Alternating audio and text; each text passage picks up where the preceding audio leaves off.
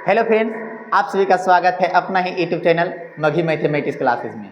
तो आज का हम लोग का जो सेकेंड चैप्टर संस्कृत का है पाटलिपुत्रम, इसको बारे में हम लोग अच्छे तरह से एक्सप्लेन करेंगे। तो चलिए पाटलिपुत्रम को एक्सप्लेन करने से पहले हम लोग जो भी पिछले मंगलम पाठ पढ़े थे उसको जो भी वीडियो नहीं देखे हैं तो कृपया करके उस वीडियो को जरूर देख ले। वन शॉट क्वेश्चन चल रहा है और बहुत ही लाजवाब एकदम स्टेप बाय स्टेप, जो कि एक भी सब्जेक्ट ऑब्जेक्टिव वहाँ से छूट नहीं सकता। अगर एक बार अच्छे से पढ़ लिए तो एक भी सब्जेक्टिव नहीं छूट सकता है। अच्छा, ये पाटलिपुत्रम पढ़ेंगे तो पाटलिपुत्रम में सभी को पता ही होगा कि पटना हमारी क्या है, राजधानी है। अच्छा, बिहार की वही बिहार। आइए ना हमारा बिहार में IPS बना देंगे बाबू 2,30,000 में, ठीक है। तो चलिए आज हम लोग इसको ज़बरदस्त क्लास, बहुत ही लाजवाब क्लास होने वाला है, क्योंकि हम लोग पटना के बारे में जानकारी करेंगे। पटना में कौन आए थे, क्या किए थे, क्या उसको बारे में बोले थे, क्या बताए थे, ये सारे चीज़ हम लोग वन शॉट वीडियो के माध्यम से कंप्लीट कर देंगे। तो चलिए हम लोग देर न करते हुए डायरेक्ट अपने टॉपिक पर। तो आज का जो चैप्टर है उसका नाम है पाटलिपुत्रम। क्या नाम है? पाटलिपुत्रम, जो कि संस्कृत का सेकेंड चैप्टर है। संस्कृत का सेकेंड चैप्टर है, ठीक है। और इसको हम लोग वन शॉट क्वेश्चन चल रहे हैं, हम लोग जितना भी कंप्लीट कर रहे हैं वन शॉट हम लोग इसको कंप्लीट कर रहे हैं, है ना। तो चलिए फर्स्ट जो क्वेश्चन है क्या कहता है कि बिहार की जो राजधानी है कहाँ है? पटना। हाँ, वही बिहार की राजधानी पटना जी। सेकेंड जो क्वेश्चन है, पटना का प्राचीन नाम क्या था? पाटलिपुत्रम था। जो कि अगर कोई पूछे कि पटना का प्राचीन नाम क्या था तो पाटलिपुत्रम था। नेक्स्ट जो क्वेश्चन है क्या कहता है कि पाटलिपुत्रम का महत्व सभी कालों में रहा है। पाटलिपुत्रम का जो महत्व है सभी कालों में रहा, चाहे प्राचीन कालों में रहा, चाहे मध्य काल में, चाहे आधुनिक काल में, यानी सभी में रहा है। यानी इसका जो महत्व है प्राचीन काल से लेकर कोई भी काल तक सभी कालों में इसका महत्व रहा है। नेक्स्ट जो क्वेश्चन है कहता प्राचीन काल में पाटलिपुत्रम शिक्षा का केंद्र था। प्राचीन काल में पाटली जो पुत्र है शिक्षा के केंद्र में बहुत आगे था। कौन? पाटलिपुत्र, ठीक है। चलिए आगे नेक्स्ट जो क्वेश्चन है कहता है पटना का पुराना नाम पाटलिपुत्र या पुष्पपुर था। पटना का पुराना नाम क्या था? पाटलिपुत्र या पुष्पपुर था। चलिए अब हम लोग आगे देखते हैं। चलो, कहता है इसका किसका? पटना का इतिहास 2500 वर्ष पुराना है। देखिए ये सारा का सारा वन शॉट क्वेश्चन है बाबू। अब आप अच्छे से ये वन शॉट क्वेश्चन अगर देख लेते हैं तो एक भी आपका ऑब्जेक्टिव पाटलिपुत्र से नहीं छूट सकता है। और जितना भी ऑब्जेक्टिव आएगा ये सारे पहले हम लोग वन शॉट जो चैप्टर है उसको कंप्लीट करने के बाद फिर सभी चैप्टर संस्कृत का जितना भी चैप्टर रहेगा सबका ऑब्जेक्टिव करेंगे। और वन शॉट के बाद यहाँ पे सब्जेक्टिव भी मिल जाता है, तो हम लोग सिर्फ ऑब्जेक्टिव भी बच जाएगा, जो कि ऑब्जेक्टिव हम लोग भी कर लेंगे, है ना। चलिए तो आगे जो क्वेश्चन है कहता है पाटलिपुत्र धार्मिक, राजनीतिक, उद्योग सभी क्षेत्र में लोगों का विशेष ध्यान अपनी ओर आकर्षित करता है। यानी दोनों धार्मिक और राजनीतिक दोनों उद्योग में जो है विशेष रूप से आर्थिक करता है। नेक्स्ट जो क्वेश्चन है कहता है कि विदेशी यात्री मेगास्थनीज, फैहान, हुयनसोंग और इत्सिंग प्राय वृत्तीय ने अपनी आत्मकथा पाटलिपुत्र के वर्णन किया। यानी जो चारों विदेशी आए थे ये सब पटना के बारे कुछ न कुछ बोले थे, कुछ न कुछ बताए थे कि पटना क्या है, नहीं है, ये कुछ न कुछ अपने अपने पाठों में बताए थे। चलिए नेक्स्ट जो क्वेश्चन है, चलिए हम लोग आगे देखते हैं, ठीक है। कहता है क्या? नेक्स्ट क्वेश्चन है मेरे बाबू, कहता है मेगास्थनीज ने कहा कि पटना की नगर शोभा देखने में प्रिय है। ऑब्जेक्टिव एक पूछा हुआ है कि बोल देगा कि किसने कहा कि पटना की नगर शोभा देखने योग्य है, तो हम लोग क्या कहेंगे? मेगास्थनीज ने, है ना। चलिए बहुत सारे बच्चे लोग एकदम इमोजी वाला भेज रहे हैं, चलो लाइक करें, एकदम दबा करके ठोके, ठीक है। अरे पढ़ने पर ध्यान दो यार, ठीक है। नेक्स्ट जो क्वेश्चन है कहता है क्या? दामोदर गुप्त नामक कवि ने अपनी रचना कूटनीति तख्या में पटना का वर्णन किया था। आने की बोल देगा, एग्जाम में ये भी बोलता है कि आनी दामोदर गुप्त की रचना का नाम क्या था? कूटनीति तात्या जो कि बहुत प्रसिद्ध है। ठीक है, एक फिर आएगा राजशेखर के बारे में, चलो उसको भी हम लोग आगे देखेंगे। कहता है नेक्स्ट जो क्वेश्चन है बाबू, कहता है पाटलिपुत्र को पृथ्वी, तिलक और सरस्वती का कुल ग्रह कहा जाता है। बोलेगा कुल ग्रह किसे कहा जाता है, तो सरस्वती का कुल ग्रह कहा जाता है, या तिलक या सरस्वती का कुल ग्रह कहा जाता है। किसका, तो पाटलिपुत्र का। अगला जो क्वेश्चन है, कहता है पाटलिपुत्र नगर को इंद्रलोक के समान कहा गया है। पाटलिपुत्र जो नगर है उसको इंद्रलोक के समान कहा गया है। आगे जो क्वेश्चन है कि बुद्ध के समय में पाटलिपुत्र का नाम पाटलिग्राम था। बुद्ध के समय में, गौतम बुद्ध के समय में पाटलिपुत्र का नाम क्या था, पाटलिग्राम था। क्या था, पाटलिग्राम था। आगे जो क्वेश्चन है कि पटना के उत्तर दिशा में गंगा नदी बहती है। पटना की उत्तर दिशा में कौन नदी बहती है, तो गंगा नदी बहती है। नेक्स्ट सवाल है कि गंगा नदी पर एशिया का सबसे बड़ा सेतु गांधी सेतु पुल स्थित है। बोलेगा एशिया का सबसे बड़ा पुल का है गांधी सेतु, कहाँ पे है स्थित, पटना में। ठीक है, पूछेगा गांधी सेतु पुल कहाँ पे है, तो गांधी सेतु पुल कहाँ पे है, तो पटना में। 16 नंबर क्वेश्चन है कि भगवान बुद्ध पाटलिपुत्र कई बार आए थे। भगवान गौतम बुद्ध भगवान ने पटना कई बार आए थे। बोलेगा, पूछेगा कि कौन बार बार पाटलिपुत्र आए थे, क्या बोलेंगे, गौतम बुद्ध यानी बुद्ध भगवान ने बार बार पटना आए थे। अगला जो क्वेश्चन है बाबू, कहता है भगवान बुद्ध ने कहा था कि यह ग्राम एक दिन बहुत बड़ा नगर बनेगा, परंतु इसे अग्नि, जल और हमेशा भय रहेगा। ऐसा गौतम बुद्ध भगवान ने कहे थे कि यह जो पाटलिग्राम है एक दिन बहुत बड़ा नगर बनेगा, एक दिन बहुत बड़ा नगर बनेगा, लेकिन इसको 3 चीज से क्षति रहेगा, अग्नि, जल और भय से, बहुत लड़ाई झगड़ा से क्या रहेगा, बहुत डर रहेगा। ठीक है, नेक्स्ट क्वेश्चन क्या कहता है, चलो हम लोग देखते हैं। कहता है 18 नंबर क्वेश्चन है, 18 नंबर क्वेश्चन है चंद्रगुप्त मौर्य के समय में पाटलिपुत्र नगर की शोभा और रक्षा व्यवस्था अति उत्कृष्ट है। बोलेगा किसके समय में पटना नगर की शोभा रक्षा व्यवस्था अति उत्कृष्ट है, तो बोलेंगे चंद्रगुप्त मौर्य के समय में। आगे नेक्स्ट जो क्वेश्चन है, कहता है युनान के राजदूत मेगास्थनीज चंद्रगुप्त मौर्य के दरबार में आए थे। बोलेगा यूनान के राजदूत चंद्रगुप्त मौर्य के दरबार में आए थे। कौन आए थे, तो मेगास्थनीज चंद्रगुप्त मौर्य के दरबार में आए थे। 20 नंबर सवाल है कि मेगास्थनीज को यूनान के राजा सेल्यूकस ने भेजा था। बोलेगा मेगास्थनीज को कहाँ के राजा, यूनान के राजा कौन, सेल्यूकस ने भेजा था।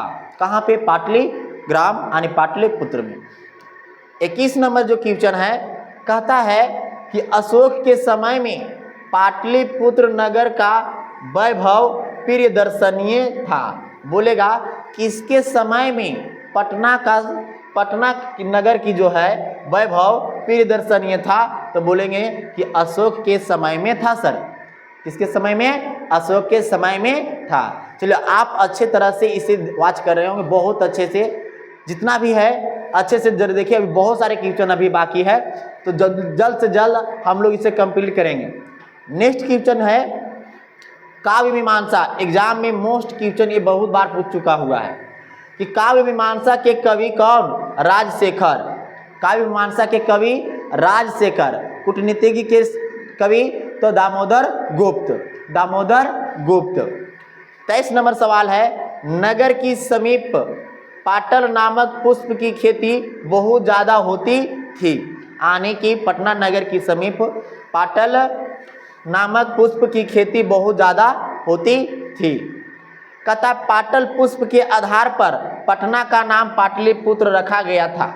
बोलेगा पटना का नाम पाटलिपुत्र किस पुष्प के आधार पर रखा गया था? पाटल पुष्प के आधार पर रखा गया था। नेक्स्ट क्वेश्चन है 25 नंबर कि पटना शब्द पतन शब्द से बना है। एग्जाम में क्वेश्चन पूछा हुआ है कि पटना जो शब्द है किस शब्द से बना हुआ है? तो पतन शब्द से बना हुआ है। 26 नंबर सवाल है कि पाटलिपुत्र में शरद काल में गुप्त वंश के शासन काल में कौमुदी महोत्सव मनाया जाता था।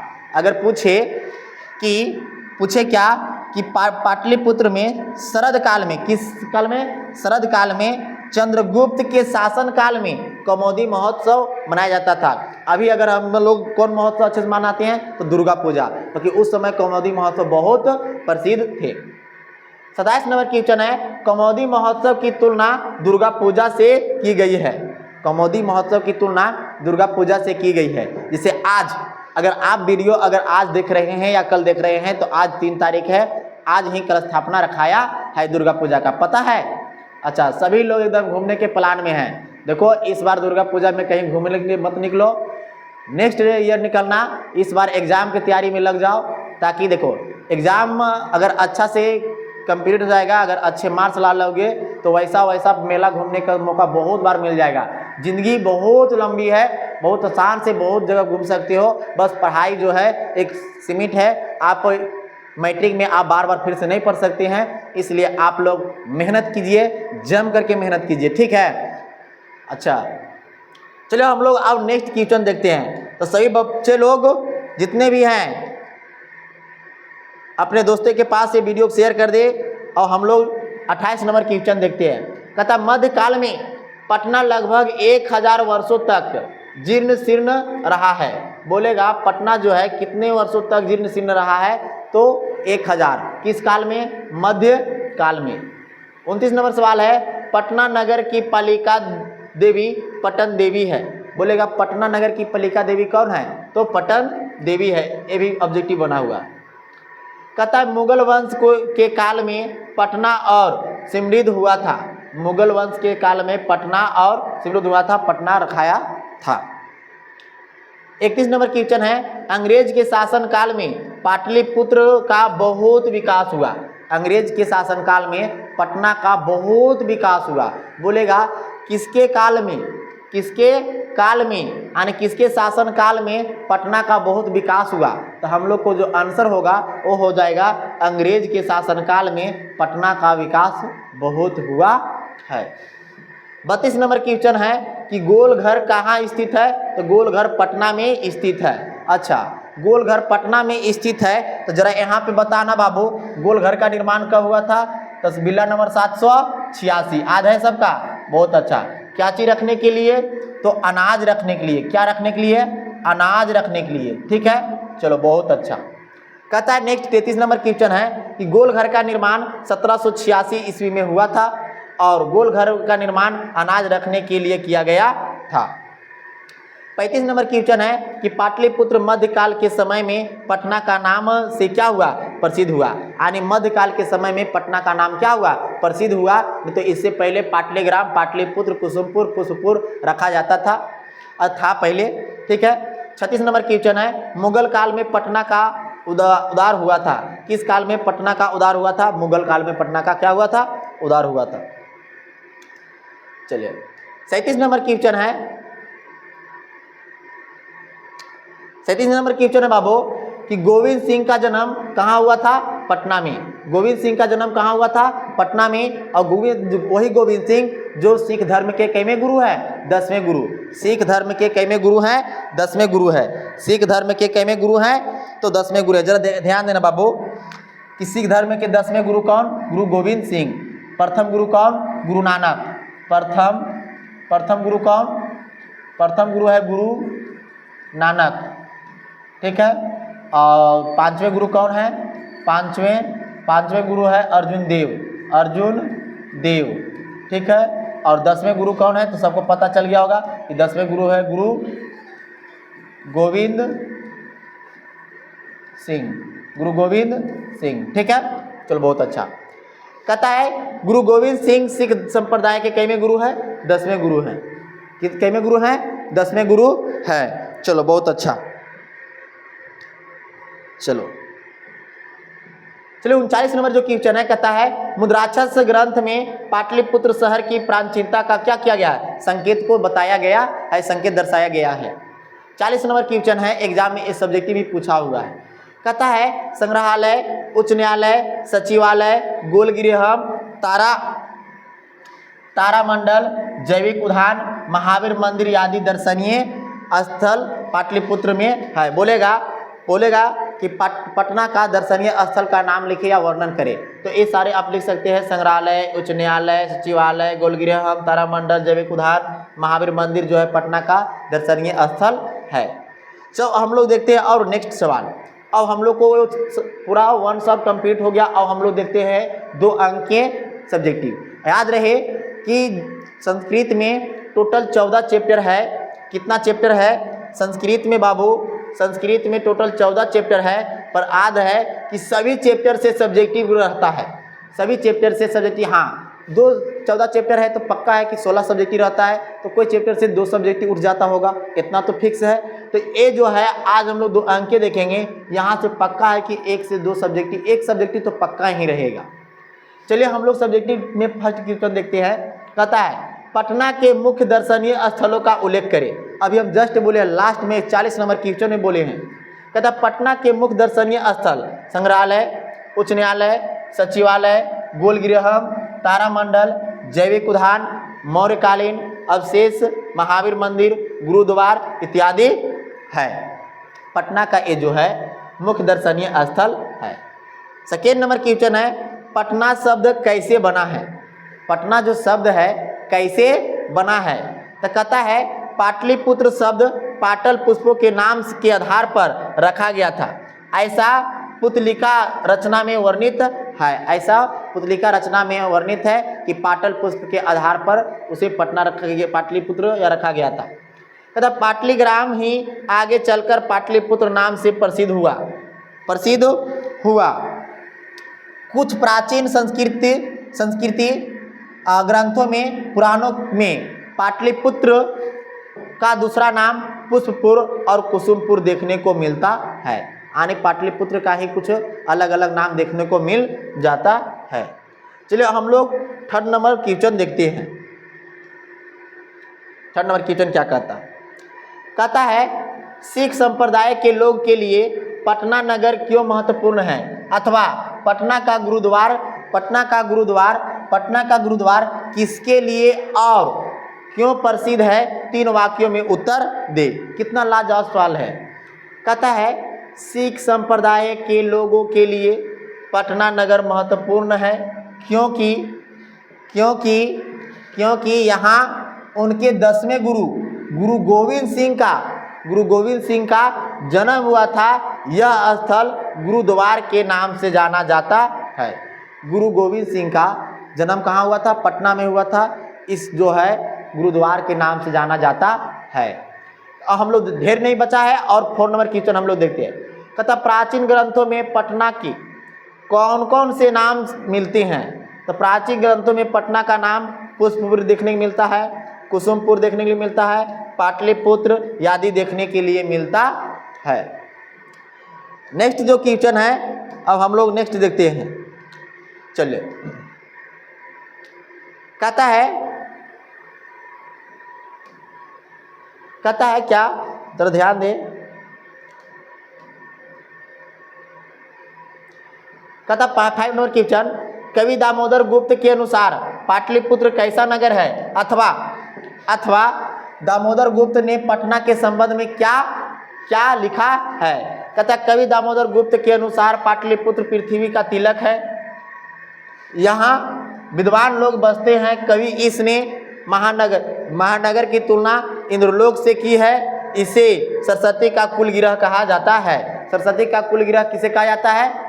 सरस्वती का कुलगिरह पटना को कहा जाता है। बहुत अच्छा। अभी थोड़ा सा रात मेरा पसीना भी चल रहा था, ठीक है, बीच रास्ते में। चलो कोई दिक्कत नहीं है। हम लोग 6ठा नंबर सवाल देखते हैं। कहता कौन कौन से विदेशी यात्री पटना आए थे? हम बोले थे कि पूछे देगा सवाल कि पटना में कौन कौन से विदेशी यात्री आए थे। कहता है मेगास्थनीज, फैहान, हेनसोंग और इतिसंग इत्यादि विदेशी यात्री कहाँ पटना आए थे? कितने? 4 व्यक्ति। ठीक है, चलिए सवाल नंबर नेक्स्ट हम लोग देखते हैं। चलो बाबू, कहता है कि चंद्रगुप्त तथा अशोक के समय में पाटलिपुत्र कैसा नगर था? चंद्रगुप्त मौर्य के समय तथा अशोक के समय में पाटलिपुत्र कैसा नगर था? तो इसका आंसर है कि चंद्रगुप्त मौर्य के समय पाटलिपुत्र की रक्षा व्यवस्था काफी मजबूत या उत्कृष्ट था।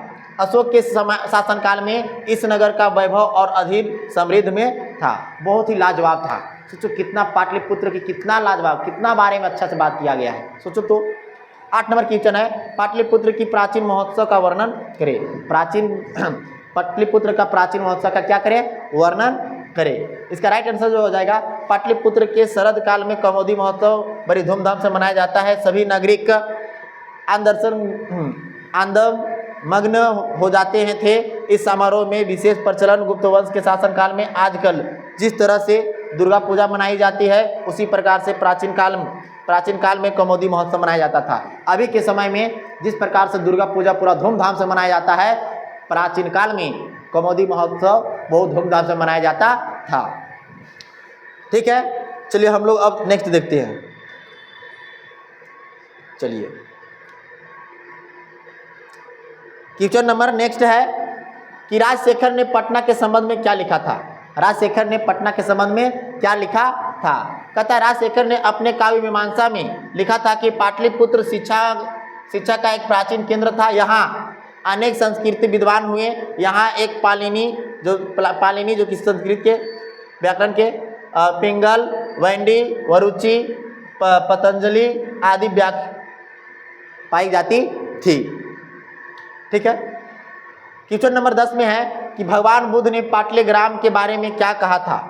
भगवान बुद्ध ने पाटलिग्राम के बारे में क्या कहा था? इसका राइट आंसर हो जाएगा कि भगवान बुद्ध ने प्राचीन काल में अनेक बार पाटलिग्राम आए थे और आकर उन्होंने कहा था, इस गांव में महत्व को बढ़ाया था और उसी समय उन्होंने कहा था कि यह गांव एक दिन महानगर होगा, परंतु यह नगर आग, जल और कलह में से हमेशा क्या रहेगा?